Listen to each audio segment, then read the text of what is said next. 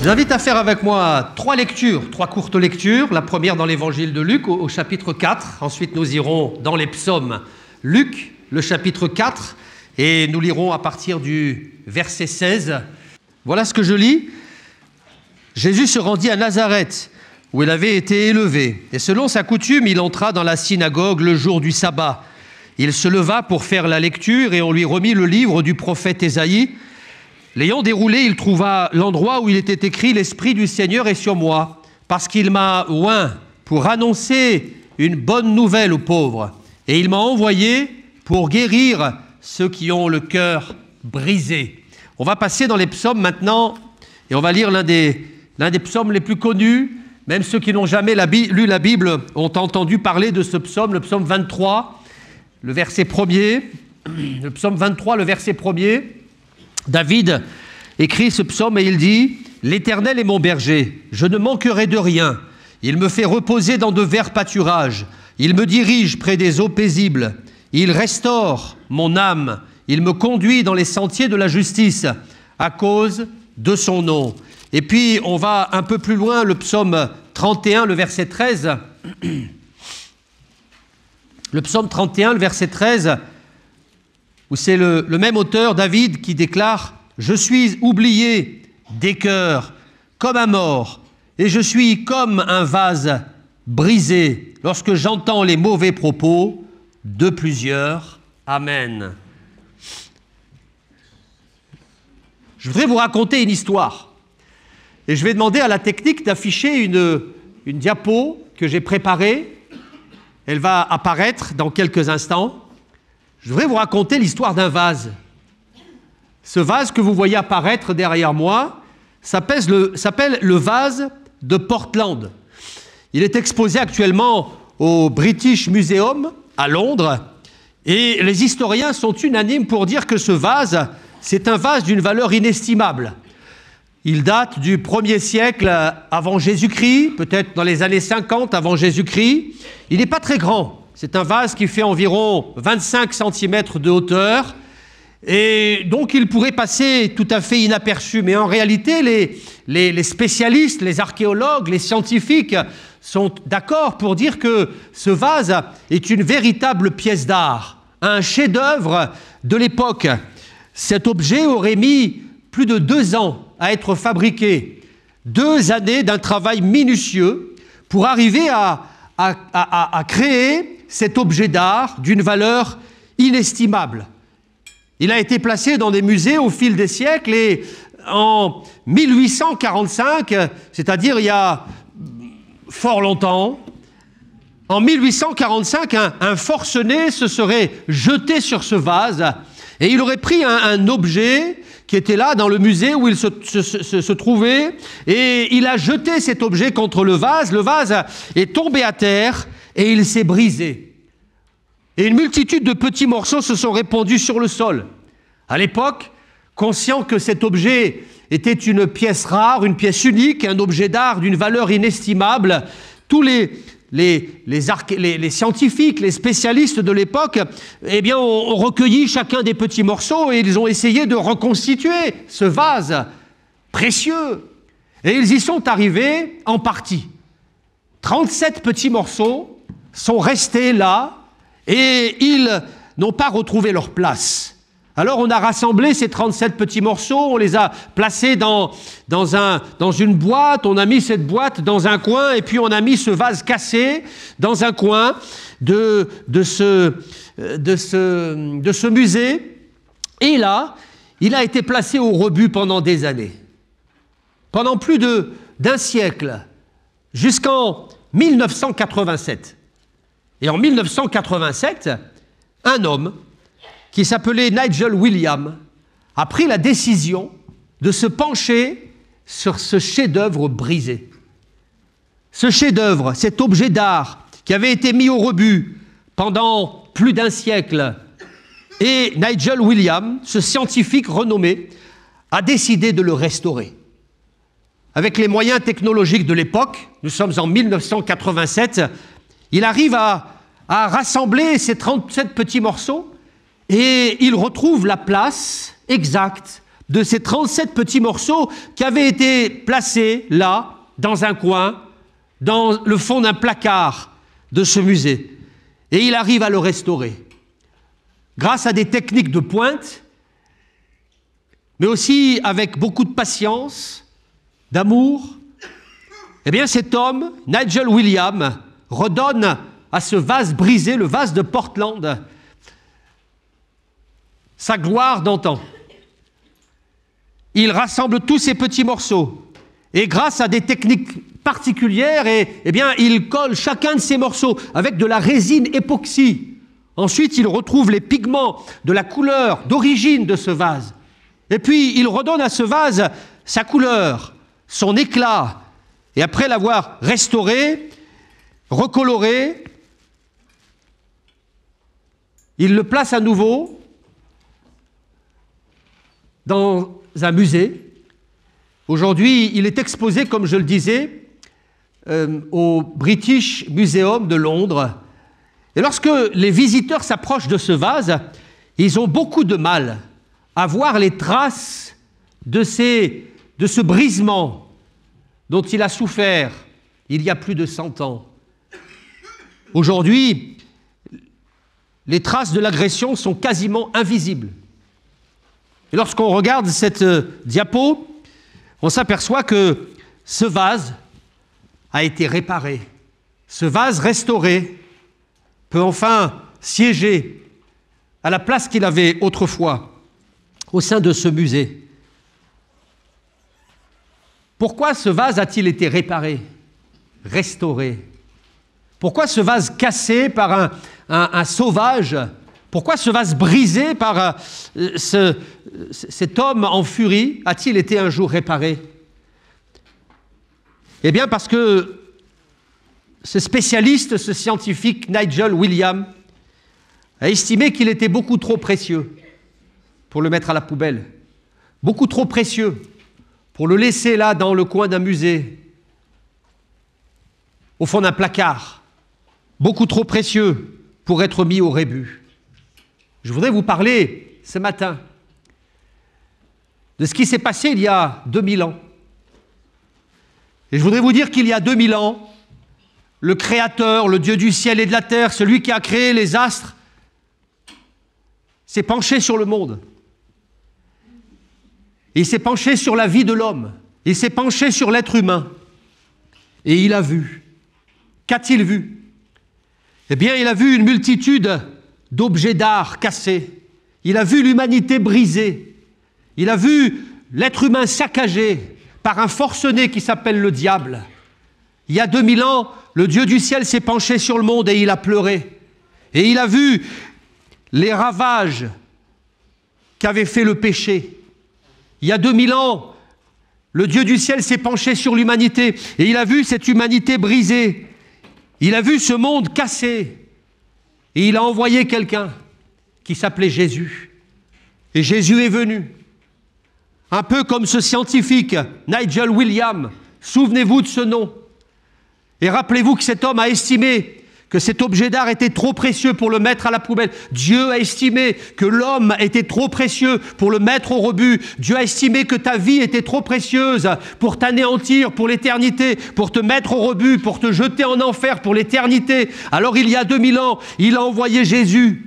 Et Jésus a apparu non pas pour nous juger, Jésus a apparu non pas pour nous briser davantage, Jésus a apparu non pas pour nous piétiner, pour nous anéantir, mais Jésus a apparu pour être brisé à notre place. Et il est venu il y a 2000 ans, il est entré dans la synagogue de Nazareth, et là dans cette synagogue de Nazareth, il a donné un nom à sa mission, et il est paru comme celui qui allait être brisé à la place du monde. Il a paru comme étant celui qui allait restaurer les cœurs brisés, et il est venu en ouvrant le rouleau du prophète Ésaïe. Et il a dit ceci: voilà pourquoi j'ai été envoyé. J'ai été envoyé pour restaurer tous ceux qui ont le cœur brisé. Alléluia.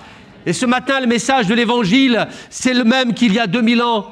Ce matin, ce message, il s'adresse à toi.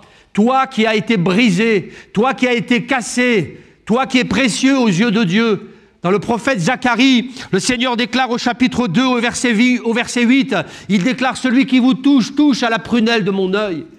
Nous sommes précieux pour le Seigneur. Et c'est pour cette raison qu'il y a 2000 ans, le Seigneur Jésus est venu parmi les hommes. Il n'est pas venu, comme je le disais, simplement pour faire quelques tours de passe-passe et ensuite disparaître. Il est venu pour donner sa vie, pour payer le prix du péché, afin que nous ne soyons pas condamnés, mais aussi afin que nous soyons réparés. Il est venu pour toutes les vies brisées, pour tous ceux dont le cœur est cassé, tous ceux qui ressemblent à ce vase.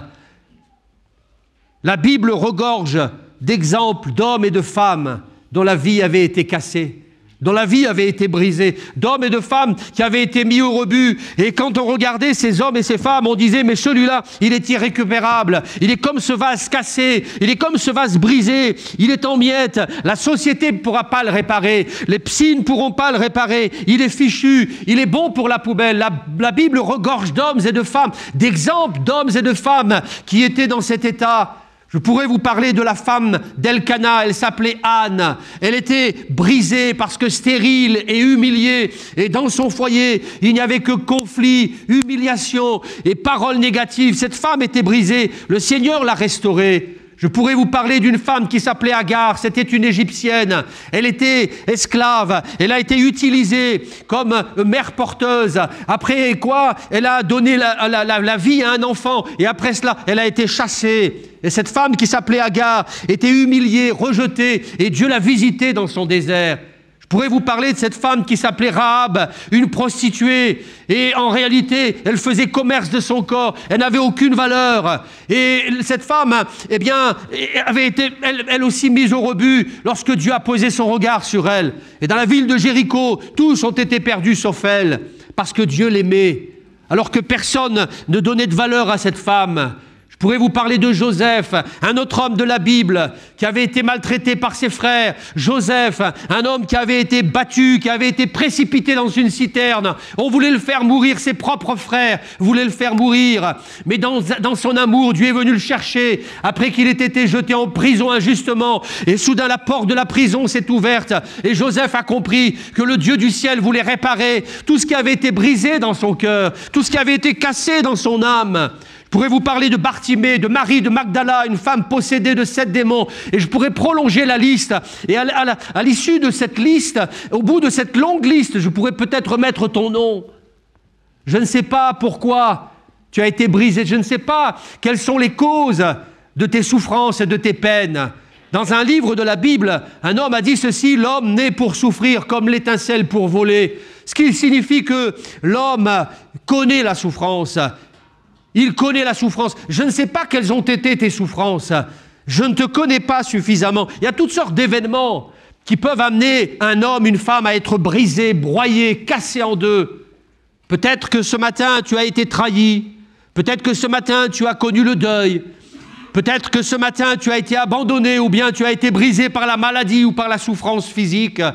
D'autres pourraient se lever en disant « Mais moi, j'ai été abusé sexuellement et mon enfance a été un enfer. On m'a volé mon enfance. On m'a brisé lorsque j'étais dans l'innocence de mon enfance. On m'a abusé sexuellement. » Peut-être quelqu'un dira « Moi, j'ai connu un échec sentimental, un échec conjugal. Mon mari, ma femme m'a trompé. J'ai été brisé. J'ai connu les violences familiales. C'est mon père qui me frappait. C'est mon mari qui a essayé de me briser par les coups. Il m'a brisé psychologiquement, physiquement. Peut-être quelqu'un dira, moi j'ai été humilié. J'ai été humilié au travail. J'ai connu un échec professionnel. Moi je suis dans une situation d'échec scolaire. À la fac ça ne va pas. Au collège ça n'allait pas. Je ne sais pas ce que je vais faire. Je suis cassé, je suis brisé. Quelqu'un pourra dire, moi j'ai perdu un enfant et depuis ce jour-là, eh bien je n'arrive pas à m'en remettre. Depuis ce jour-là, je suis hanté par des pensées de mort et je n'arrive pas à reprendre le dessus. Je n'ai perdu goût à la vie. Je suis cassé, je suis brisé, monsieur le pasteur. J'ai arpenté les médecins, j'ai consulté les plus imminents spécialistes, mais mon cœur est cassé. En moi, il y a quelque chose qui s'est brisé. Je suis comme ce vase. Quelqu'un pourra dire, mais moi, je suis dans la dépendance de l'alcool et chaque matin, je dis, c'est la dernière fois et ça recommence. Je suis cassé. La dépendance de la drogue, dans un état de dépendance totale, je suis cassé. Alors, je voudrais te dire plusieurs choses et je vais te dire quelque chose de très simple. N'attendez pas de ma part ce matin de la haute théologie incompréhensible. Je voudrais vous dire simplement que vous avez de la valeur aux yeux de Dieu, que le Dieu du ciel vous aime. Il vous aime. Celui qui vous touche, touche à la prunelle de mon œil, dira le Seigneur. Il y a dans le livre, dans les psaumes, au chapitre 31, psaume 31, verset 13, ce texte, qui dit « Mais moi, je suis oublié des cœurs comme un mort, je suis comme un vase brisé. » Je ne sais pas pourquoi, ce jour-là, cet homme a écrit ce psaume. Mais ce qui est sûr, c'est qu'il se sentait oublié. Moi, je suis oublié des cœurs, je suis comme un mort, je suis comme un vase brisé. Dieu m'a oublié. Dieu ne pense pas à moi. Dieu m'a délaissé. J'ai beau prier, le ciel est fermé. Il ne s'est jamais manifesté. J'ai été oublié de Dieu. Alors si Dieu m'oublie, j'ai plus d'espérance. Si Dieu m'oublie, je suis perdu. Mais Dieu ne t'a pas oublié. Et lorsque Jésus est mort à la croix sur le mont Golgotha il y a 2000 ans, il pensait à toi particulièrement. Il pensait à toi précisément, spécialement, il pensait à toi. Un prédicateur a dit un jour, quand il n'y aurait eu qu'un pécheur, un seul pécheur sur la terre, et que ce pécheur ce soit toi, Jésus serait quand même venu sur la croix pour mourir pour toi. Il est mort pour l'humanité d'une manière globale, mais il est mort aussi pour toi d'une manière individuelle. Quand Jésus a poussé son dernier cri et qu'il a dit tout est accompli, alors il pensait à toi. Et il dira tout est accompli parce qu'il dira en ces termes, j'ai payé la dette, il n'a pas à être châtié, il n'a pas à subir les conséquences de son péché. Parce que ce qui t'a brisé, c'est peut-être aussi ton péché. Mais Jésus a déclaré ceci, tout est accompli. J'ai voulu vous parler de ce vase brisé. J'ai voulu vous parler de David qui dira « Je suis oublié des cœurs comme un mort, je suis comme un vase brisé ». J'ai voulu vous parler de cette déclaration de Jésus lorsque dans la synagogue de Nazareth, il disait « J'ai été envoyé pour guérir ceux qui ont le cœur brisé ». Parce que je ne voudrais pas seulement vous parler de ce brisement que vous avez vécu, mais je voudrais vous parler de ce restaurateur, celui qui répare, celui qui recolle les morceaux. Celui qui restaure mon âme. Vous avez entendu ce psaume 23? Comme il est beau ce psaume. Relisez-le à la maison. Appropriez-vous ce psaume. Vous qui avez été jeté à terre. Vous qui avez été humilié. Vous qui avez été cassé. Vous qui cherchez la réparation intérieure. Il restaure mon âme. L'Éternel est mon berger. Je ne manquerai de rien. Je ne manquerai de rien. Il me dirige près des eaux paisibles. Il me conduit dans de verts pâturages et il restaure mon âme. Est-ce que quelqu'un peut restaurer une âme? Qui pourra le faire? On peut réparer un bras cassé, on peut réparer une jambe cassée, une hanche brisée, mais qui peut réparer un cœur brisé? Une âme brisée. Jésus peut le faire. Je voulais vous dire des choses simples ce matin. La première, c'est que Jésus vous aime. Et puis la deuxième, c'est que Jésus vous comprend. Est-ce que vous savez que Jésus a été brisé? Jésus a été brisé. Pourquoi Dieu s'est fait homme? Pour connaître la condition humaine, pour mieux la comprendre, pour envoyer un message à tous les hommes et toutes les femmes de l'humanité, et pour leur dire « Je sais ce que tu souffres, j'ai connu la souffrance, j'ai pleuré, j'ai été humilié, j'ai été brisé. » Brisé, brisé, brisé. Ce brisement avait été annoncé par le prophète Ésaïe au chapitre 53. Le prophète Ésaïe entrevoit la venue du ministère de Jésus, du Messie souffrant. Et il couche sur le parchemin cette vision que Dieu lui donne. Et il écrit dans Ésaïe 53, pour parler de la venue du Messie, il a été brisé pour nos péchés, et il a été brisé pour nos iniquités. Il a été blessé, il a été brisé pour nos iniquités. Jésus a été brisé. Mais ce qui m'interpelle, c'est que dans le Nouveau Testament, lorsque Jésus est mort à la croix, c'est écrit qu'à la croix, il était entouré de deux hommes, un à droite et l'autre à gauche. Et pour précipiter la mort de ces hommes, parce que bientôt ce serait le sabbat, il ne fallait pas qu'un homme reste sur la croix pendant le sabbat. Alors on est venu, on s'est approché, on a brisé les jambes du premier pour que son corps s'affaisse, pour que sa cage thoracique s'affaisse et qu'il meure par asphyxie. Et le premier est mort par asphyxie. Puis le même soldat est allé briser les jambes du deuxième. Et le deuxième homme a eu donc les 2 tibias brisés, sa cage thoracique s'est atrophiée, il s'est affaissé et il est mort lui aussi étouffé, mort par asphyxie. Ce qu'il faut savoir, c'est que la crucifixion était davantage un moyen de torturer les gens plutôt que de les tuer. Il fallait qu'ils souffrent le plus longtemps possible. On pouvait rester attaché à la croix pendant des heures, pendant des jours, pendant plusieurs semaines. On était là et on souffrait. Alors il fallait précipiter la mort de ces 3 hommes. Et puis le même soldat s'est approché de Jésus et il a dit « Je vais lui briser les jambes comme les 2 autres. » Et Jésus était déjà mort. Et il n'a pas eu à briser ses jambes. Pourquoi ? Parce que dans un autre passage de l'Ancien Testament, il est écrit que le Messie viendrait, qu'il serait percé, mais qu'il ne serait pas brisé physiquement. Et donc, on n'a pas eu à briser les tibias de Jésus, il était déjà mort. Donc, en apparence, il n'a pas été brisé. Mais c'est son cœur qui était brisé. C'est son âme. On l'a descendu de la croix, on l'a mis dans un tombeau. En apparence, il n'a pas été brisé. Mais voyez-vous, ce brisement, c'était un brisement intérieur. Il était caché, il était masqué, il était dissimulé. Et il y a beaucoup de gens qui ressemblent à ça. En apparence, tout va bien. En apparence, on a le torse gonflé, on fait le fort. En apparence, on a traversé les épreuves de la vie et tout va bien. Et puis intérieurement, il y a une peine, il y a une souffrance qui va nous plonger dans l'addiction, qui va nous plonger dans le désespoir, qui va nous plonger dans la violence, dans la solitude. Tout est caché, dissimulé. Un peu comme Jésus dont le corps n'a pas été brisé, mais c'est son âme qui a été brisée. Alors je voudrais vous parler de ce Dieu qui répare, qui restaure.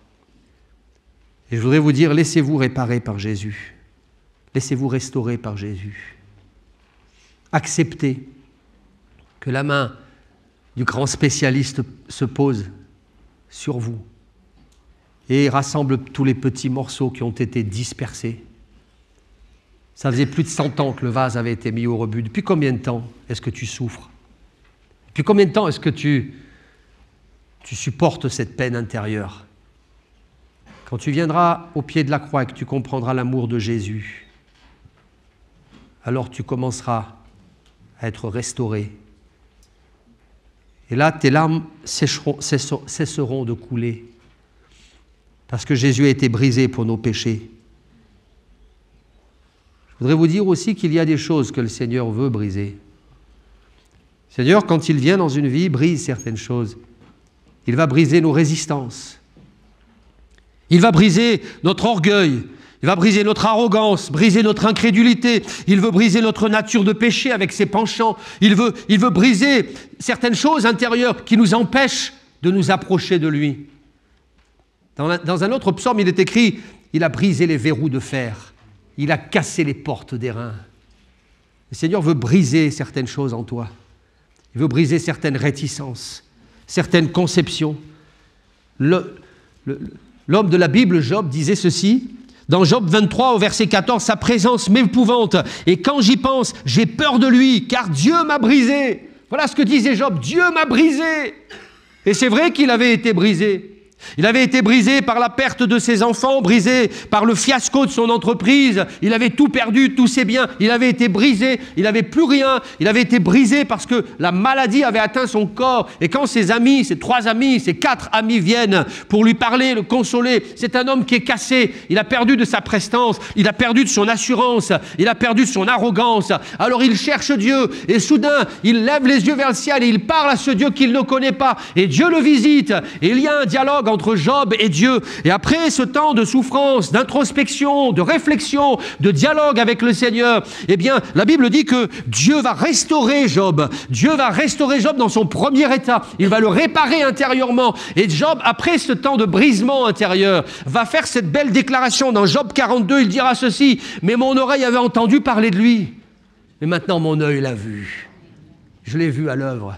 Et parfois, il faut que l'homme soit cassé, il faut que notre orgueil soit brisé, il faut qu'on touche le fond et qu'on soit mis en miettes pour regarder vers le ciel et dire s'il y a quelqu'un dans le ciel qui est capable de me parler et de me réparer. J'aimerais bien que ce Dieu-là fasse irruption dans ma vie parce que j'ai tout essayé. Mais si toi, tu peux faire quelque chose, et c'est là qu'il y a le miracle de Dieu. Alléluia! Parce que mon Dieu, c'est un Dieu de miracles. Qui croit que Dieu fait des miracles aujourd'hui encore? Qui pourrait dire, mais Dieu a fait un miracle dans ma vie, levez la main? On a entendu des prières ce matin, des hommes et des femmes qui ont prié en disant « mais j'étais cassé, j'étais malheureux ». Dieu est intervenu et quand Dieu entre en scène, alors il recolle les morceaux. Alléluia. Et ce qu'un homme ne peut pas faire, le Seigneur peut le faire. Il peut réparer, il peut restaurer. Il est le réparateur des brèches.